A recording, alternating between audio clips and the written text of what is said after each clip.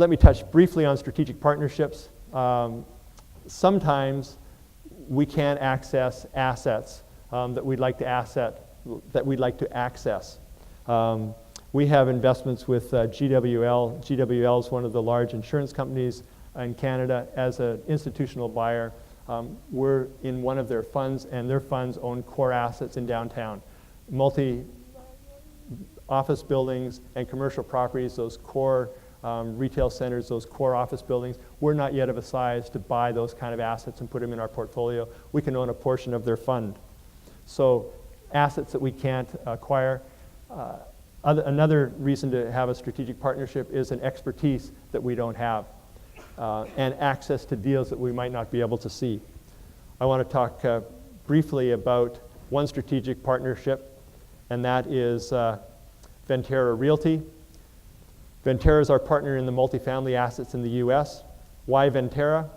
They're focused on long-term demographic trends. John touched on those. I had a whole bunch of other slides that I had to eliminate in this presentation, but there's reasons why we've chosen the south and southeast of the US. That's where the population growth is, that's where the employment growth is, and that's where they're generating jobs, and for every five jobs that are generated, you need one rental accommodation. US is a renter nation. There's lots of reasons to support why we want to be in the multifamily in the US and in the south and southeast in particular. Venterra are owner-operators. They acquire their assets, they manage, they value add. And we have developed a great relationship since 2007 when we stuck our toe in the water with them.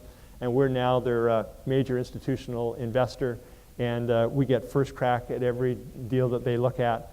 And their long-term perspective is similar to ours. So we're aligned as investors, we're aligned as partners, and we are getting good investment results from them.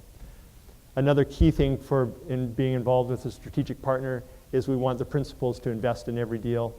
They invest in every deal along with us. They also have best-in-class results and proven track record. I started off highlighting on our statements occupancy and the importance of growth. Venterra leads US in terms of both public and large institutional investors NOI growth, growing the rents. And their value add strategy, their Venterra advantage, the way they manage properties, they get better occupancy and better rents than their comps, which is great for us as an investor partner with them. We currently are partnered on 42 multifamily investments comprising over 10,000 units in the south and southeast. What's a Venterra example? This is a deal that we just closed last week. Purchase price $25.4 million. It's just over a 6 cap. We've got a 50% interest in this. This property was built in 2001. What do we like about it? It's got what's called big houses. My wife said, what are big houses? Well, big houses are still apartments, but they look like houses in that they've got your own front door and you've got your own attached garage. So if you're going to be in the apartment market, if you can create something that differentiates your product from somebody else, that's a competitive advantage. So these are big houses. It's in a location near the Kingswood Town Center, which is a new town center. Houston, there's lots to be said about Houston. We've got 10 assets in Houston. It's a great market to be in. There's a value add upgrade of amenities and interiors, which will increase the rents. It was an off-market transaction. This is a case where the seller needed to have a deal before the end of the year. There were higher offers. They chose Venterra because they knew that they could get the deal done before the end of the year, and we accomplished that. The question is always asked, you're investing in apartments in the US, why aren't you investing in apartments in Canada? I'm going to give you a short little example, and I've left this to the end. We're almost there. Purchase price, $25 million versus a townhouse complex in North Vancouver, asking price $27 million. Cap rate in the US, 6.18. This is an acquired deal, asking cap rate 4.4% for North Vancouver.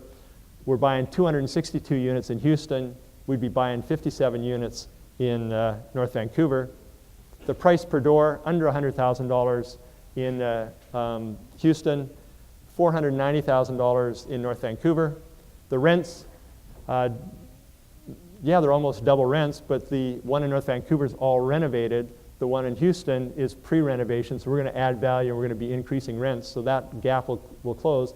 But it's 1/4 the price, or 1/5 the price, and less than half the rents. The average household income within a 3-mile radius of this property in Houston is $85,000. In North Vancouver District, which is a good income area in Canada, is $77,000. And in Houston, there's no rent controls, whereas there's rent controls in North Vancouver. What's the impact of rent controls? Multifamily apartments are gross rents. The tenant pays the rent, but the landlord has to pay the property taxes, the care of the property, the repairs and maintenance, all of those costs. If you've got rent controls and you've got expenses, and most of the rental stock in Canada is older product, if you've got costs, those costs have to be paid for, and if you can't get the rent increases, you're getting less and less return over time. So this is a short summary as to why we like multifamily in the US. In conclusion, what are we doing that will benefit the investors in the future? We started off talking about aligned interests, making sure that the investors, the investment, and the management are all focused on the same things and share the same values.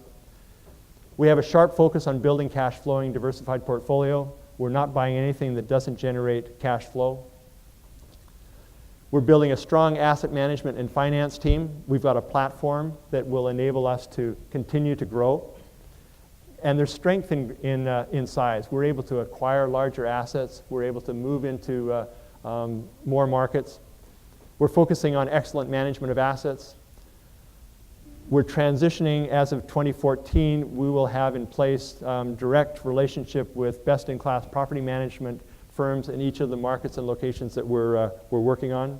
So we're more actively involved in asset management than we've been in the past. I've been involved in the asset management, but our whole team now is involved in asset management. Conservative debt management strategy, in keeping with what John was talking about, taking out 5- and 7-year terms, managing that risk. Focusing on major growth markets, building a technology platform with best-in-class reporting. John was talking about IPD. We're benchmarking, as of 2014, we'll be benchmarking all of our assets against IPD assets, which are the assets owned by most of the major institutional players in the country. We also have a Yardi software system, which gives us great tracking of all of our investment property results. And as I just mentioned, we're benchmarking our assets. So there we are. 3 hours worth of material compressed down to hopefully close to 30 minutes. I'd like to thank you very much for your attention and for paying attention, and I'm going to turn it back to David Sung.